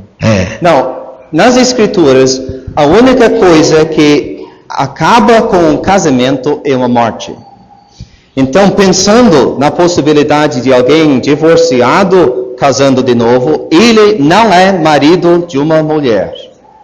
Mas, pensando no caso da morte, entrar e tirar a esposa, aquele casamento não existe mais perante Deus. E o homem pode casar de novo e ele ainda é marido de uma mulher. Seria semelhante ao caso da mulher que temos em 1 Coríntios 7, está livre para se casar, contanto que seja no Senhor. Sim. Tem a aprovação de Deus e não tem nada, absolutamente nada, que impede o tal, por causa disso, de ser ancião numa igreja. Sim. Seu James, o senhor falou na introdução sobre a palavra irrepreensível, que uma queda, um pecado grave na vida de um crente pode desqualificar ele mais adiante? Eu creio que sim. E para mim este assunto é muito sério.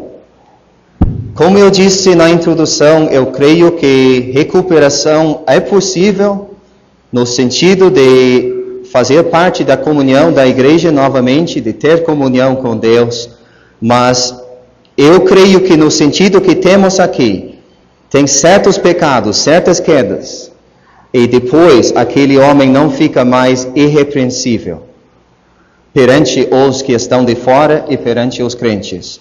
Então ele não pode tomar este lugar. Os irmãos, todos os irmãos concordam com isso?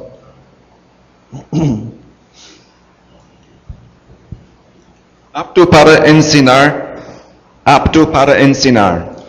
Então, sim, tem que ser capaz de ministrar a palavra, de abrir o estudo bíblico? Isto não quer dizer, eu acho que o senhor concorda com isso, não quer dizer que cada ancião precisa ter a capacidade de se levantar, dar uma palavra de ministério numa conferência. Não está dizendo isso. Mas ele precisa ser apto para ensinar. Em primeiro lugar, tem que ter conhecimento da palavra de Deus. Não pode ensinar sem aprender. Ele, em primeiro lugar, precisa aprender. Mas também ele precisa ter a capacidade de ensinar. Pode ser em particular. Na hora de um problema surgir, ele vai dizer sim, mas aquela passagem ensina assim, ele vai explicando, ele vai ser apto para ensinar. Não quer dizer que necessariamente ele tem a habilidade de abrir um estudo bíblico, dar uma palavra de ministério numa conferência. Mas, na qualidade de pastor, ele precisa apresentar o rebanho. E, meus irmãos, temos que admitir, entre as nossas igrejas no Rio Grande do Sul, há uma grande necessidade de irmãos, anciãos e jovens também, para estudar as suas Bíblias e ter alimento para o povo de Deus quando estão juntos. Esta parte nós devemos destacar bem hoje, porque precisamos. Sim, nós devemos entender, estamos lendo do bispo aqui, mas o irmão falou do pastor, a mesma pessoa. Então, o ancião deveria ter a capacidade, de alguma maneira, apacentar o povo de Deus. Uma das coisas que destacam estes irmãos é que falam a palavra de Deus. Então, falam do que conhecem, falam do que entendem.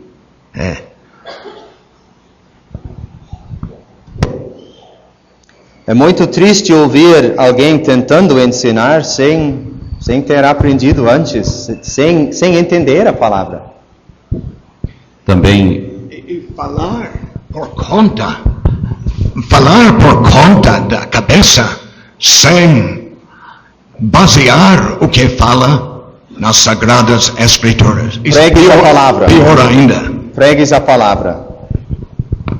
Era nesse sentido que eu iria falar, ou seja, não que haja uma exigência de profundo conhecimento das profecias e tantas outras, digamos assim, apresentações feitas por homens que realmente têm essa capacidade, mas a necessidade do povo de Deus, ele deve ter colhido para poder assim ajudar. Sim, e o ancião está num lugar especial. O significado da palavra bispo, eu disse olhar sobre. Ele está vendo. Ele entende a situação. Outro irmão convidado para chegar ali e dar uma palavra de ministério, ele não tem o mesmo conhecimento dos crentes. Ele não sabe o que está acontecendo, mas o ancião, ele está cuidando, ele conhece cada crente, ele sabe mais ou menos como está andando. Então, ele teria uma habilidade especial para dar uma palavra apropriada das Escrituras para os crentes. Ensinar é ver a palavra de Deus? Ensinar quer dizer falar de uma maneira de dar conhecimento da palavra de Deus para os outros. Então, e transmitir conhecimento da palavra de Deus para os outros. É sobre retendo firme a fiel palavra que é conforme a doutrina, para que seja poderoso tanto para admoestar, mostrando a doutrina, como para convencer os contradizentes. Pensando naquele ancião que não ensina publicamente, mas ele reteve a fiel palavra, e ele expõe essa palavra em particular. Sim, no contexto de Tito, na hora de um problema surgir, ele vai ter o conhecimento para dizer, mas não é certo, não podemos aceitar isso, porque tal passagem diz. Ele vai ter o conhecimento para enfrentar algum erro surgindo. Isso é importante.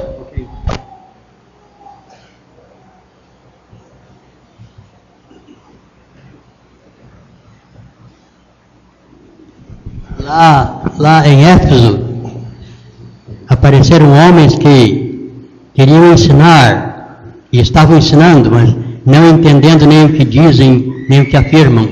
Assim não é o ancião da igreja. Ele tem que entender e saber, através da palavra de Deus, o que ele vai ensinar. Sim, nós vamos ter que pensar nessas outras qualificações. Temos bem pouco tempo agora.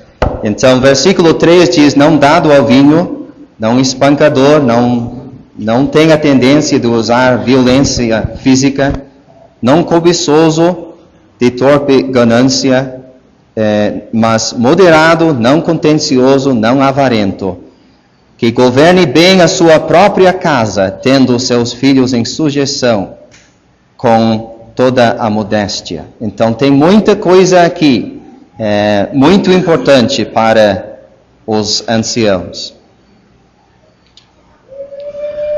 Não contencioso, seu James. Pode falar mais um pouco sobre isso? Alguém que evita contendas e... Exatamente. A palavra, até a versão atualizada diz inimigo de contendas, que eu acho interessante. E exatamente o que o irmão descreveu. A ideia de uma pessoa pacífica, que evita discussão.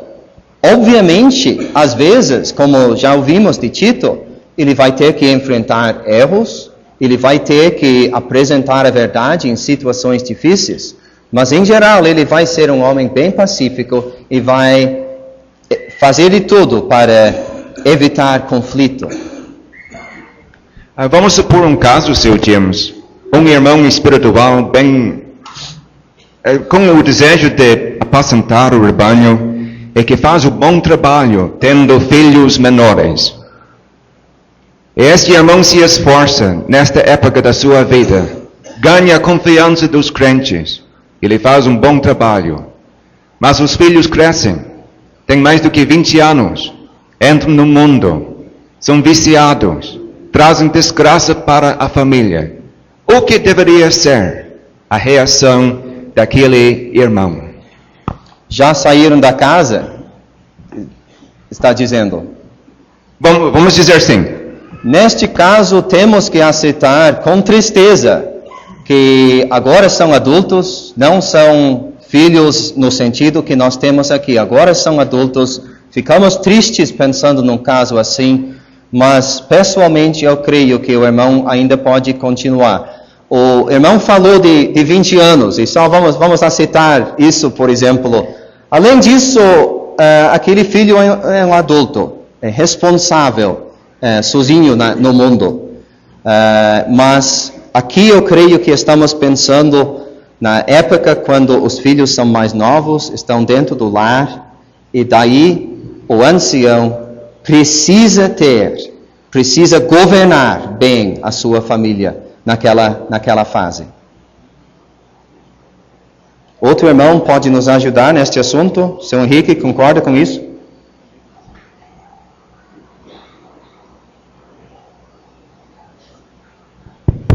Seu James, hoje em dia, nesse mundo pervertido em que vivemos, se aceita tanta coisa nas casas, filhos que trazem imoralidade para debaixo do telhado dos seus pais, coisas assim, seu James.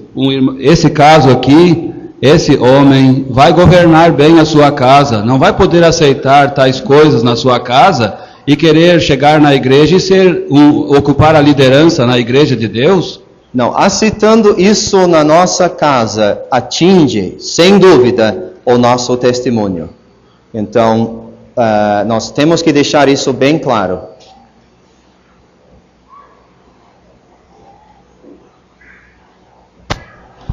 E versículo 5 nós temos a explicação, porque se alguém não sabe governar a sua própria casa, terá cuidado da igreja de Deus? Frequentemente nós vemos argumentos assim nas epístolas de Paulo, e realmente a lógica é bem forte. Quem não consegue cuidar e governar uma casa, como é que ele vai cuidar de uma igreja com tantas dificuldades, tantos problemas? Quem sabe nós deveríamos notar que nós temos aqui a palavra cuidar da igreja. Capítulo 5 nós temos a responsabilidade do ancião governar a igreja. Atos capítulo 20 nós já temos pensado, ele tem a responsabilidade de apacentar a igreja. Hebreus capítulo 13 nós vemos como ele vai velando pelas suas almas. Então, várias responsabilidades do ancião. Em versículo 6, ele não pode ser uma pessoa recém-convertida. Por que não? Para que ensoberbendo-se, não caia na condenação do diabo. Isto quer dizer, ele vai ficar com soberbo. Tem este perigo. Uma pessoa bem nova, sem esperança, sem experiência, vai ficar com, quem sabe, orgulho, achando que ele agora tem um lugar de destaque entre o povo de Deus, mas tem o perigo dele, assim, cair na condenação do diabo, porque é exatamente isso que o diabo fez. Querendo um lugar de destaque, ele caiu.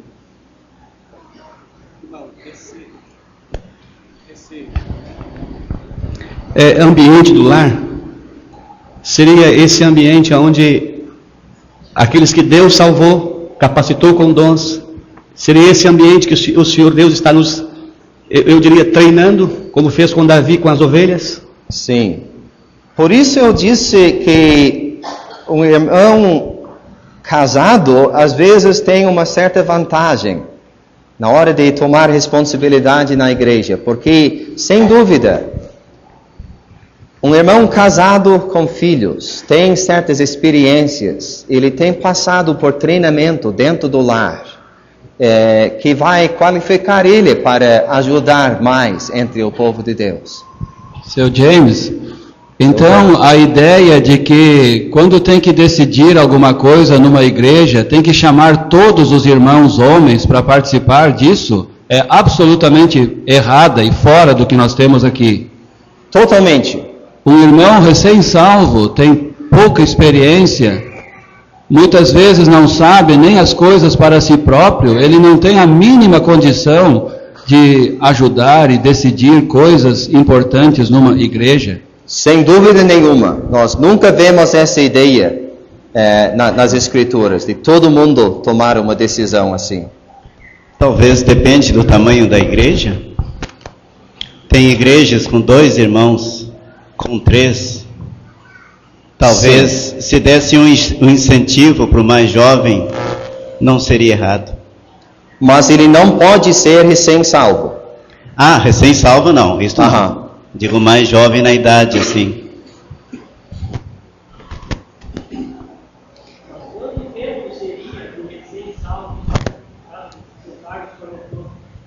Sim, o irmão está perguntando quanto tempo seria o recém-salvo.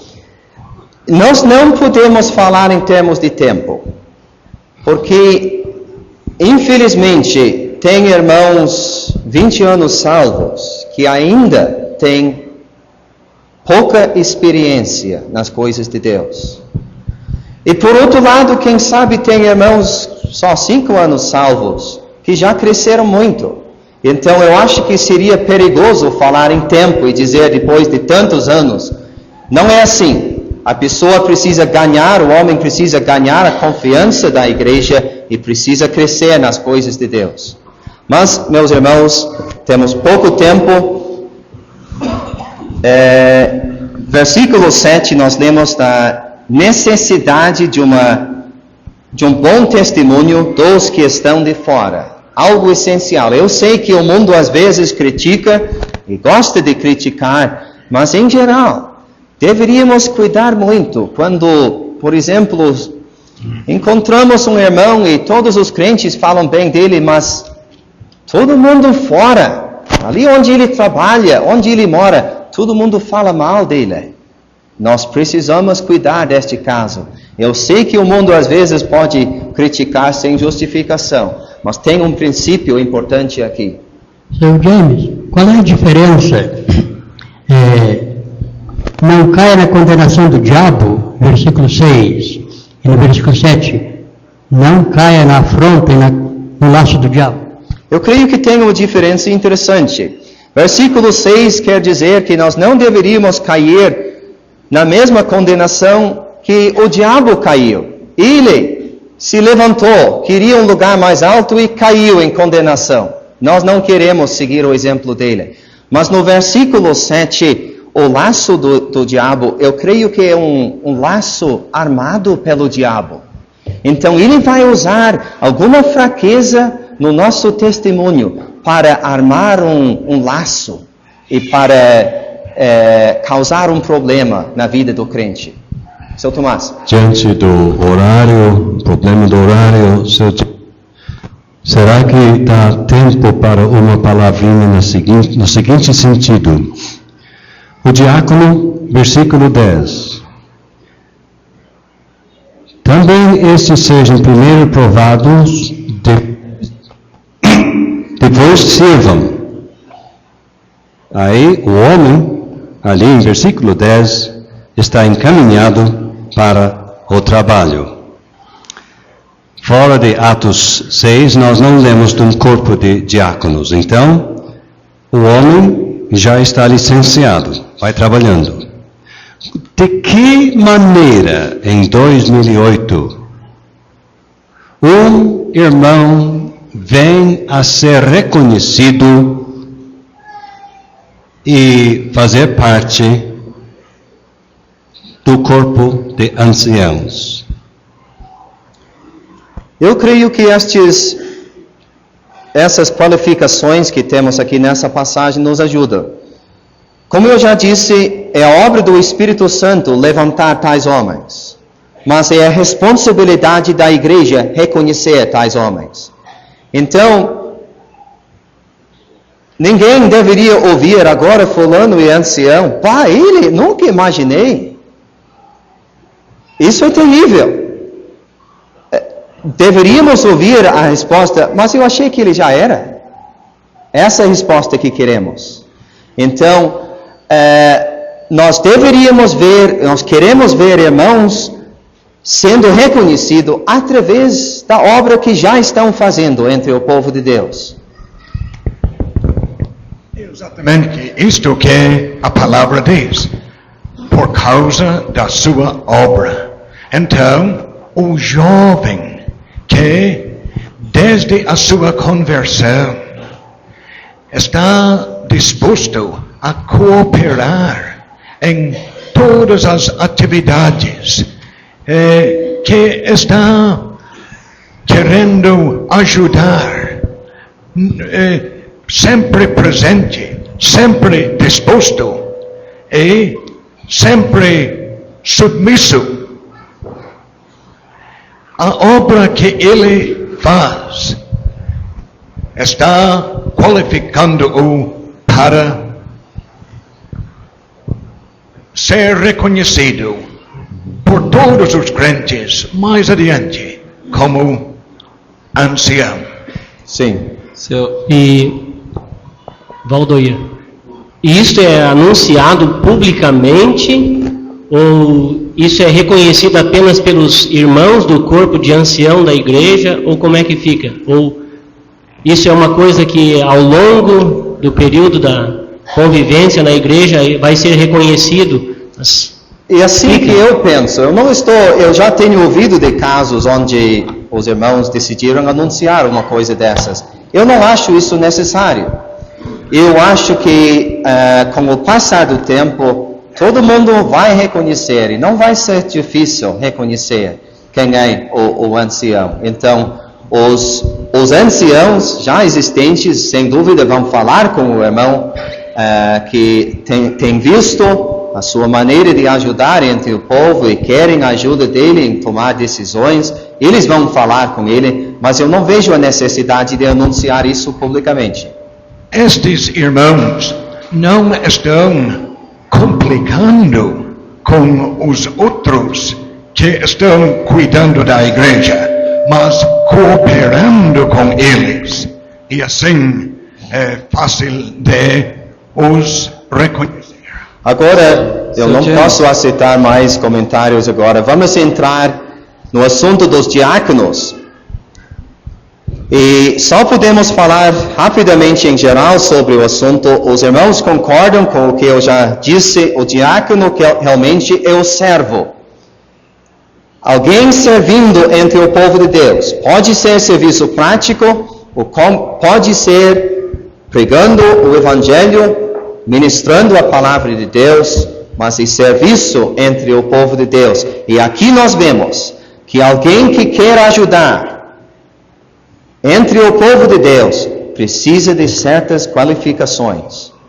Então, este é o ensinamento da passagem. Os irmãos concordam com isso? Seu Roberto. Seu James, eu só ia dizer sobre esse desejo que temos aqui no início do capítulo. Não podemos voltar para isso. Que cada irmão pense que isso não é uma leviandade, uma brincadeira. O irmão pensando, oh, que maravilha, você é ancião na igreja, que coisa linda.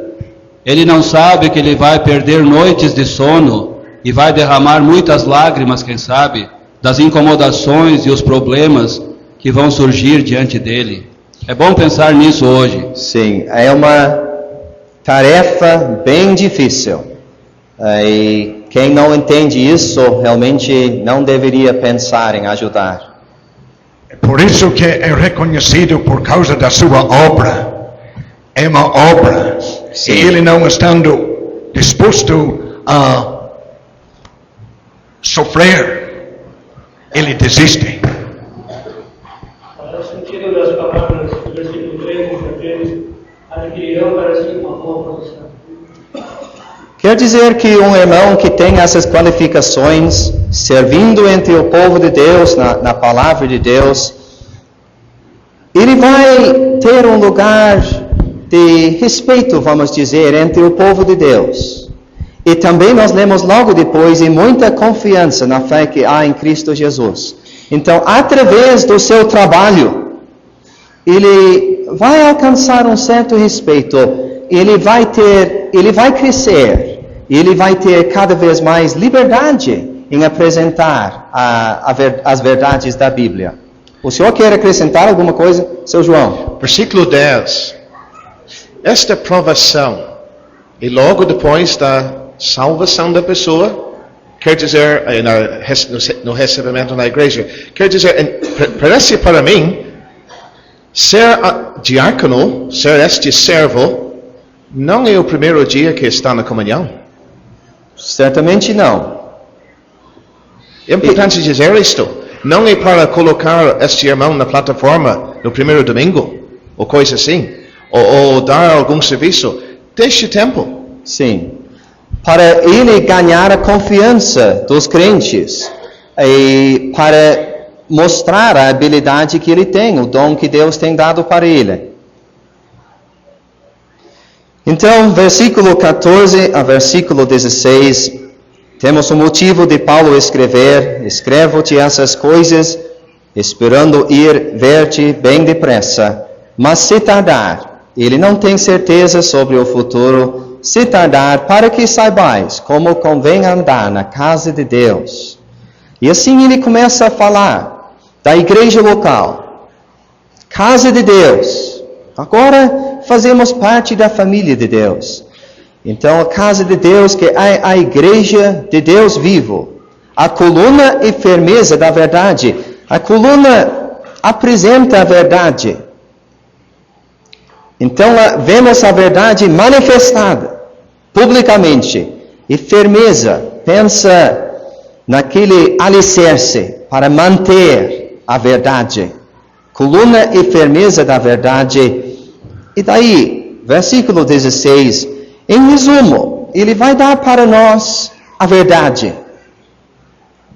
A verdade manifestada na vida, personificada na vida de Cristo, na pessoa do Senhor Jesus Cristo, mas agora mantida pelo testemunho da igreja. Eu acho importante entender isso, que aqui ele está pensando no nosso testemunho. O que nós estamos fazendo numa igreja local? Mantendo a verdade e apresentando a realidade da pessoa do Senhor Jesus Cristo. Como o Senhor entende piedade aqui no versículo 16? Nós lemos que mistério da piedade. Mistério, algo oculto, que ficava oculto, mas agora revelado. Sim. Os crentes do Antigo Testamento não eram piedosos? A piedade era alguma coisa escondida no Antigo Testamento, mas agora revelada? O que o Senhor entende? Eu entendo que fala do testemunho de uma igreja. O mistério, como o Senhor explicou, é algo escondido no passado, agora revelado aos salvos. Não é algo estranho, é algo que nós não podemos entender. É assim que a Bíblia sempre usa no Novo Testamento essa palavra. Piedade quer dizer uma atitude para com Deus, refletida no modo de viver. Então, na igreja, agora, tem este testemunho público que não existia antes. Então, eu estou ligando isso mais com o testemunho público da igreja, refletido, sem dúvida, na vida de cada crente. Mas o senhor tem como nos ajudar mais nisso? Realmente era um problema mas o Senhor me ajudou. Seu Tomás quer... Eu acho que a manifestação da verdadeira piedade se vê no Senhor Jesus Cristo em proporções nunca visto antes. Eu sei que está na hora. Então, aqui a igreja de Deus em Éfeso, e não especifica, é indicada para ser a coluna e firmeza da verdade. De que outra entidade pode se usar essas palavras? Aí tem uma entidade que é a coluna e firmeza da verdade na região do Jardim Lindóia. Que outra entidade, conforme a Bíblia, tem direito, pode reivindicar ser coluna e firmeza da verdade? Não tem. Então, é somente a igreja local que tem como manifestar essa verdade publicamente e manter com firmeza essa verdade. O Senhor... Uma escola bíblica fundamentalista? Não tem base bíblica. Nem para a sua existência. Sim. Muito menos para oferecer seus diplomas. Sim, exatamente. Então é somente a igreja local, reconhecida por Deus como coluna e firmeza da verdade. Sim. Então, eu agradeço a ajuda dos irmãos, peço desculpas que não tínhamos tempo para entrar em todos os detalhes, mas este é o problema com passagens bem compridas assim, com bastante detalhes num estudo de somente 2 horas. Obrigado.